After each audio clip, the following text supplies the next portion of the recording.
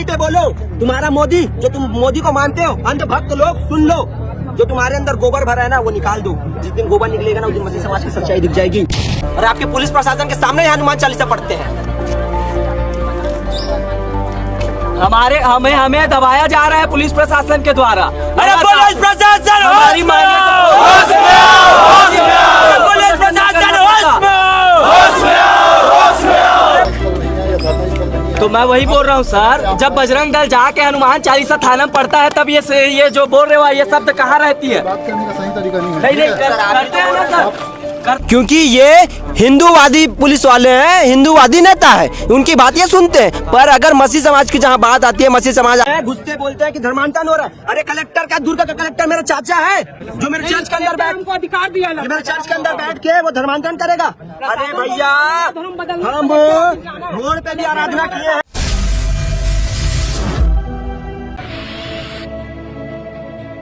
मसीह में मेरे प्रियो, आप सभी को जय मसीह की। मेरे प्रियो, मेरे सामने एक ऐसा वीडियो क्लिप आया है जो कि बहुत ही जबरदस्त है और हम सभी को देखना बहुत जरूरी है। मेरे प्रियो, मसीही समाज ने सारे पुलिस वालों को हिला डाला, थाने का घेराव किया तो पूरा थाना हिल गया और वहां पर मसीह समाज ने परमेश्वर की आराधना किया, परमेश्वर की स्तुति किया और आरएसएस और बीजेपी को आड़े हाथ लिया और भयंकर मुंह तोड़ जवाब दिया। पुलिस प्रशासन और जितने भी बेरोजगार दल के लोग हैं उन सब को धो डाला। मेरे प्रियो, प्रभाकर सोनी भाई और पूरे मसीह समाज मिलकर सचमुच में तगड़ा घेराव किया, क्योंकि बेरोजगार दल के द्वारा मसीह बहनों के ऊपर गलत टिप्पणियां उन्होंने करी थी, जो कि बहुत गलत है।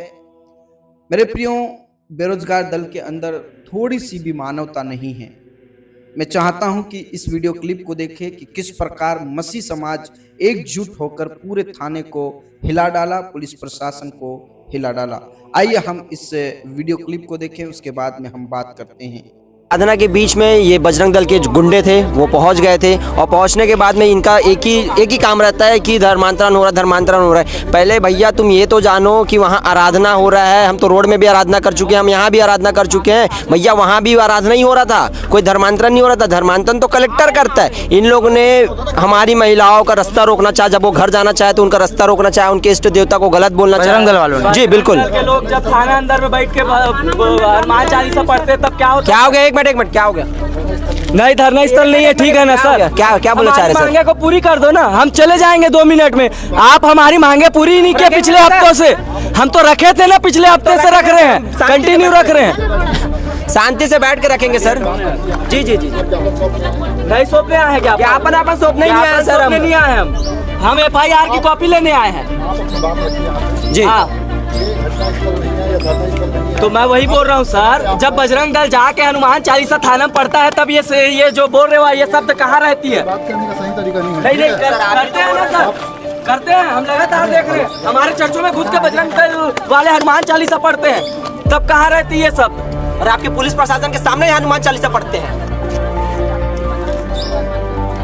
हमें दबाया जा रहा है पुलिस प्रशासन के द्वारा। अरे पुलिस प्रशासन हमारी होश में आओ, पुलिस प्रशासन होश में आओ। पुलिस प्रशासन मसीह समाज के साथ में भेदभाव करना बंद करो।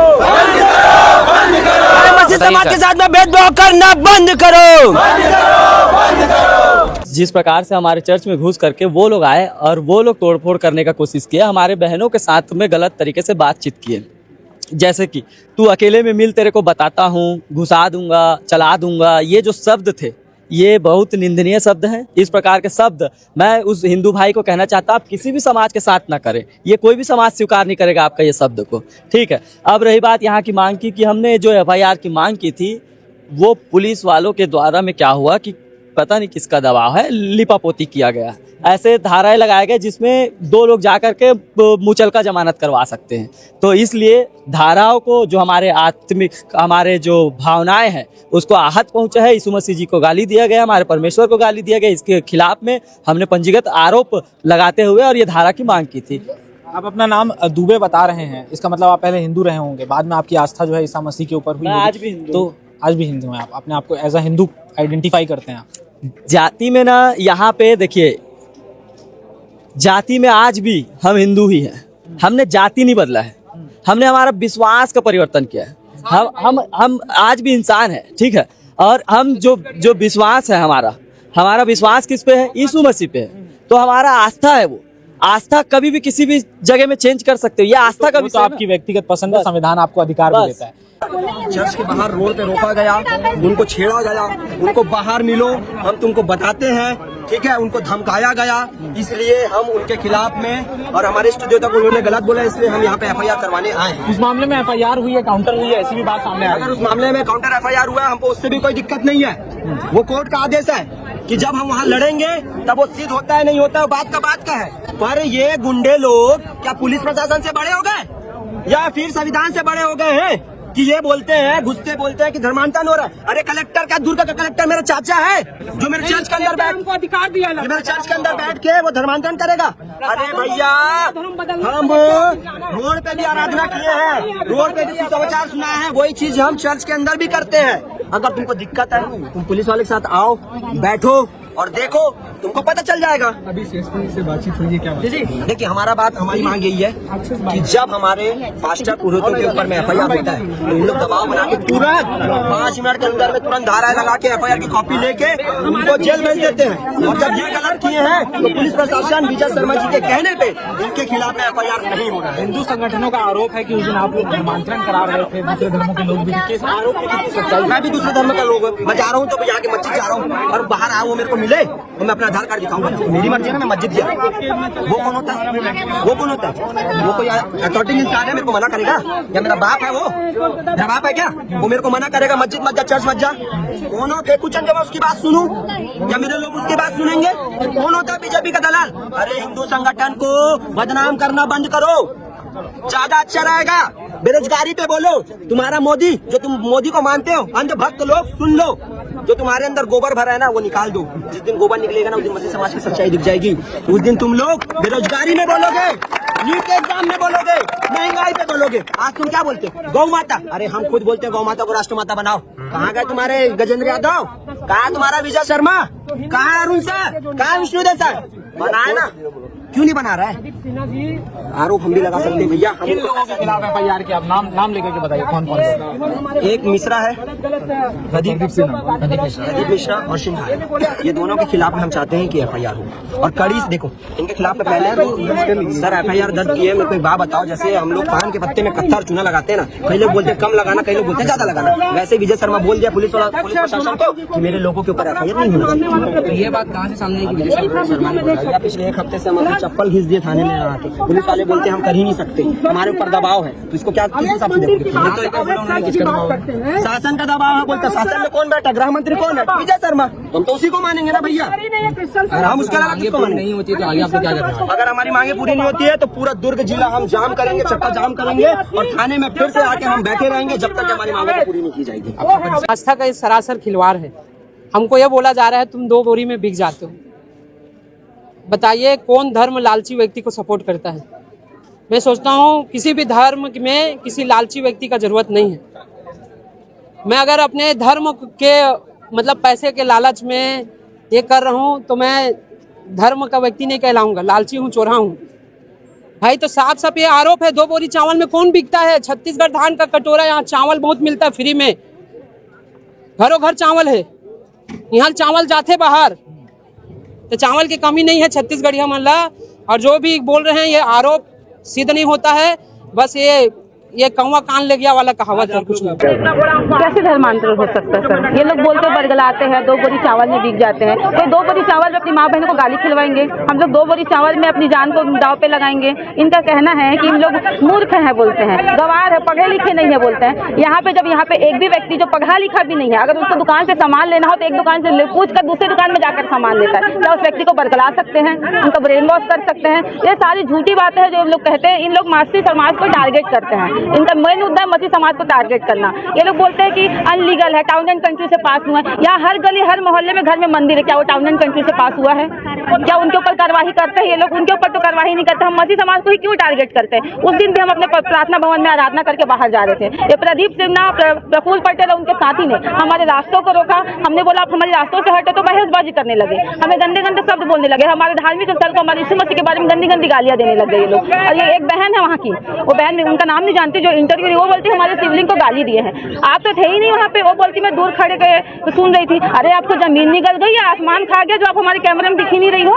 आप ऐसे कैसे? मतलब देखो हमारे जितने लोग हैं ना सर, या 2 बोरी चावल, 1 पौवा दारू, पेट्रोल भरवा के नहीं लाए हमारे लोगों को। हमने वो पेट्रोल भरवा के इनको नहीं बुलवाए हमने।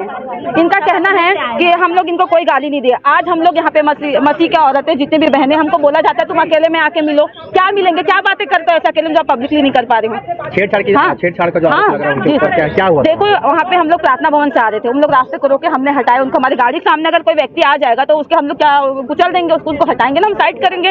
हमने साइड किए तो लोग गाली गलौज करने लगे, बोलते तुम अकेले में आके मिलो, तुम लोगों को बताता हूँ। बहुत गंदे गंदे शब्द बोले गए हैं। तो ये लोग क्या, इनको कोई शासन प्रशासन का डर नहीं है? शासन प्रशासन कोई इनके ऊपर एक्शन क्यों नहीं लेती? अगर हमारे ऊपर अगर हमें कुछ हो जाता है, हम अकेले जा रहे हैं, तो इसकी जवाबदारी क्या ये प्रशासन के लोग लेते हैं क्या? हमें क्या आश्वासन दिलाते हैं क्या? क्या ये मेरे साथ 24 घंटे पुलिस प्रोटेक्शन देके घूमेंगे क्या?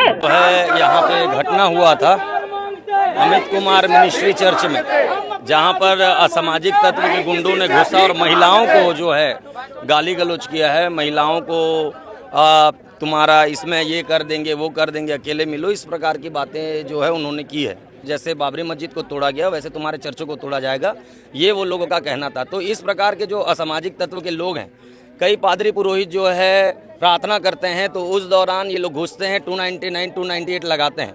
हम लोग किसी भी प्रकार से घिराव करने का या थाना आने का ये हमारा इच्छा नहीं है।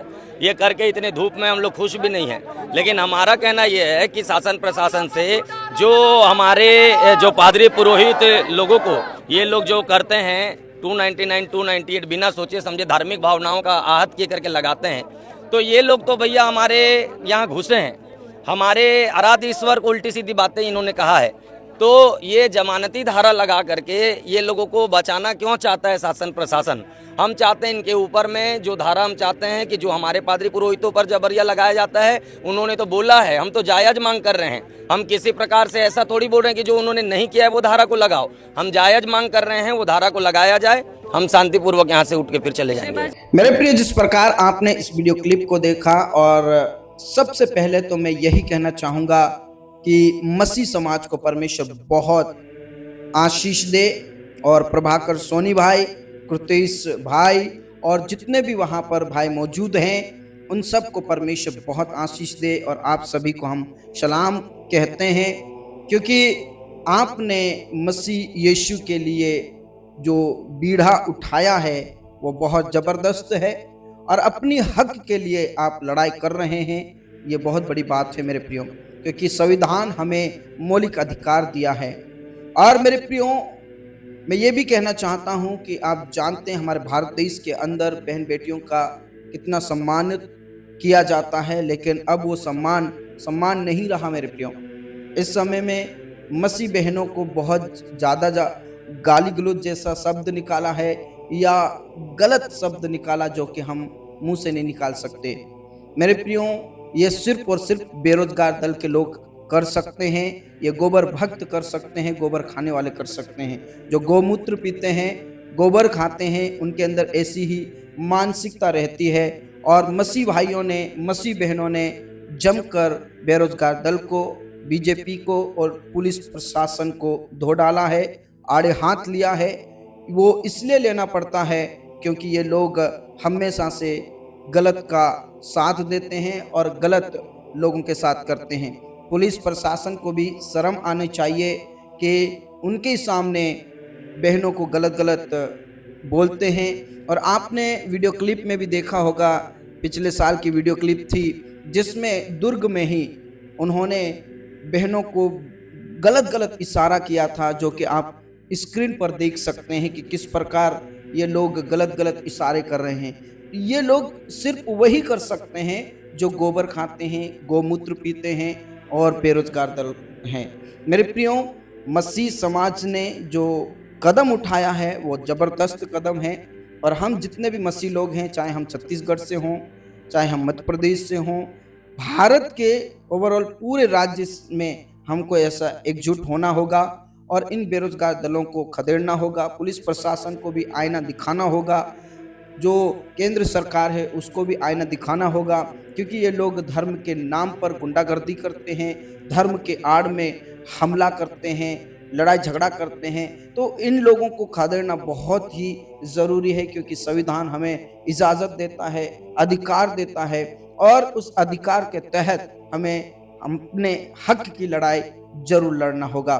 बाकी इन सारी बातों से आपकी क्या राय है, आप जरूर हमें अपनी राय कमेंट बॉक्स में दें। प्रभु आप सबको बहुत आशीष दे और इस समाज को भी परमेश्वर बहुत आशीष दे जो अपनी हक के लिए लड़ाई कर रहा है। हम आपके साथ हैं मेरे प्रियो, और परमेश्वर आप सबको बहुत आशीष दे।